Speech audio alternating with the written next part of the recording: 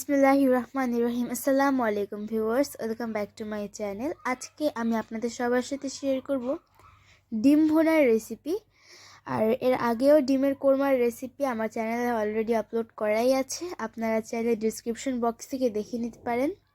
তো চলুন শুরু করা যাক আজকের ভিডিও।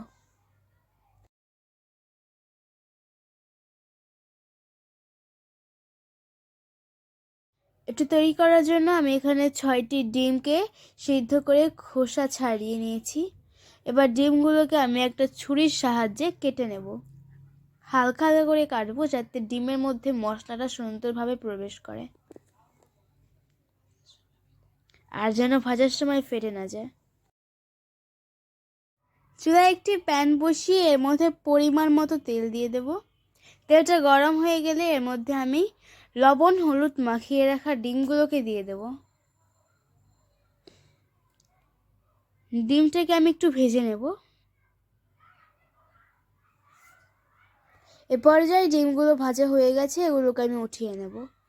একই তেলে আমি পেঁয়াজ কুচি দিয়ে দেব। পেঁয়াজটাকে আমি হালকা ভেজে নেব। পেঁয়াজটা ভাজা হয়ে গেলে এর মধ্যে দেব 1 চামচ আদা বাটা, 1 চামচ রসুন বাটা,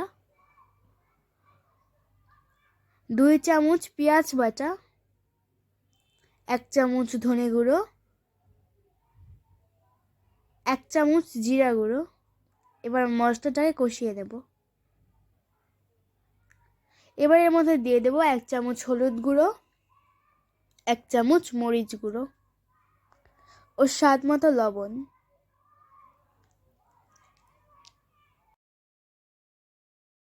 এরপর যে আমি মশলার মধ্যে অল্প অল্প করে পানি দিয়ে মশলাটা কষিয়ে নেব।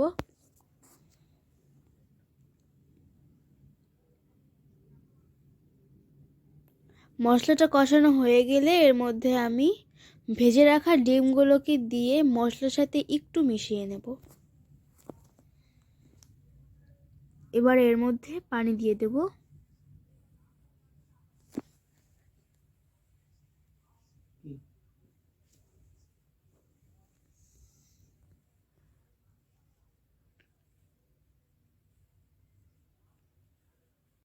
এবার এর মধ্যে দেব 1/2 টিস্পুন ভাজা মশলা গুঁড়ো,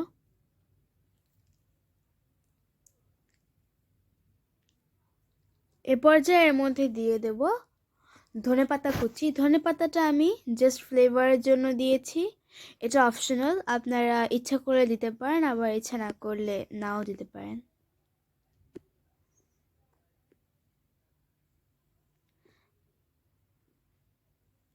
এটাকে আমি এবার 2 মিনিটের জন্য ঢাকনা দিয়ে ঢেকে দেব।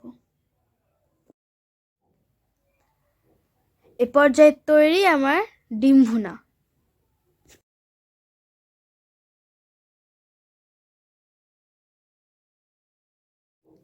তৈরি হয়ে গেল খুবই অল্প সময়ে ডিম ভুনার রেসিপিটি।